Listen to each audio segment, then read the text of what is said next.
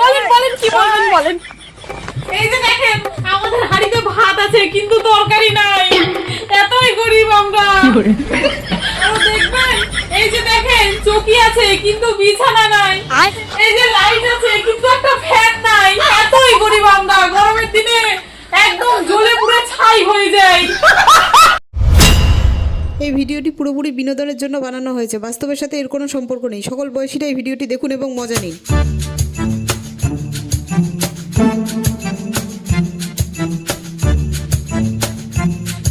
ওই কেউ আছেন বাড়িতে? হ্যাঁ বলুন। বলছি যে আপনার নাম কি অমৃতা মেহরা? হ্যাঁ হ্যাঁ আমারই নাম। একটা ঘর আসছে। ঘর আসছে? না না না, আমার ছেলে এখনো কামাই করা শেখেনি, আমি এখন ছেলের বিয়ে দিব না। আর যদি আপনারা নিজের মনে করে 5-10 লাখ টাকা দিয়ে কিছু একটা জামাইকে ব্যবসা খুলে দেন, তাহলে আমি ছেলের বিয়ে দিব।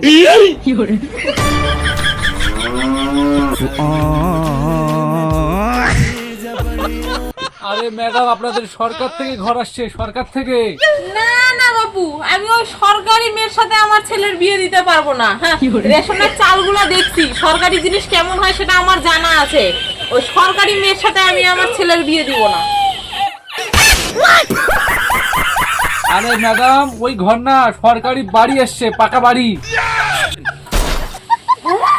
সরকারি বাড়ি আসছে? এতদিন ধরে তো আপনাদের আশাতেই ছিলাম। বলেন বলেন কি বলবেন বলেন। আসেন আসেন, বসেন বসেন বসেন।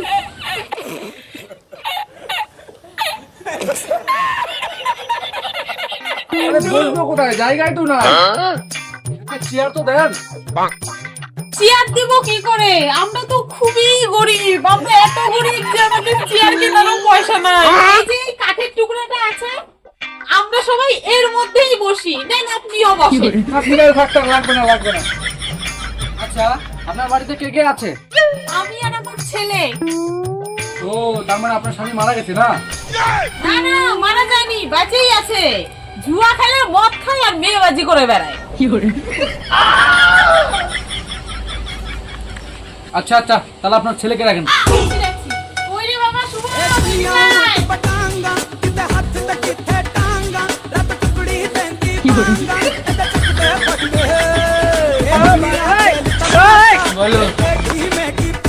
আপনাকে এত ঠান্ডা লাগছে তো সোয়েটার পরেননি কেন? সোয়েটার পরুন।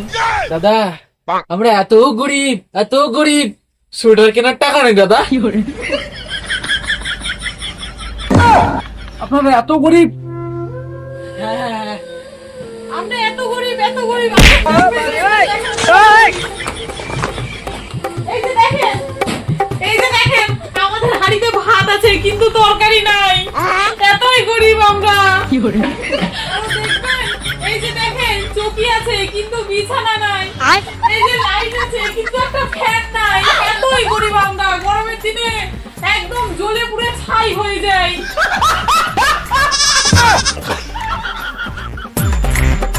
না না না, ঘরটা আপনাদেরকে দিতেই হবে। বাইরে আসুন, আপনার সাথে একটু কথা বলি।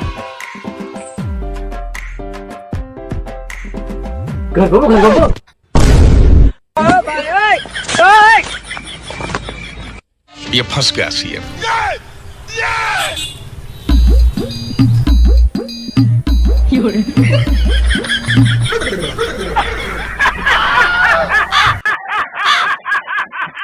ব্যাপার, আপনাদের বলে সোয়েটার কেনার টাকা নাই আর 1.5 লাখ টাকা দামের সোনার গয়না পরে ঘুরে বেড়াচ্ছেন। আপনাদের আমি ঘরটা কেটে দেবো। না না, ঘরটা কাটবেন না। ওটা কি শোনাচ্ছেন নাকি? ওটা তো ইমিটেশন। ওই যে বললা বেলা থেকে 20 টাকার হরেক মালের দোকানে কিনে দিছিলাম।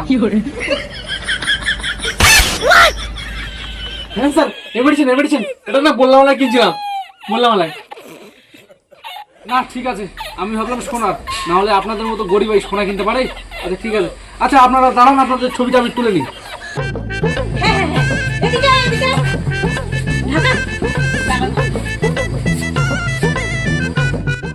একটু কাছাকাছি হবে, কাছাকাছি। ঠিক আছে, এবার ঠিক আছে। হ্যাঁ হ্যাঁ।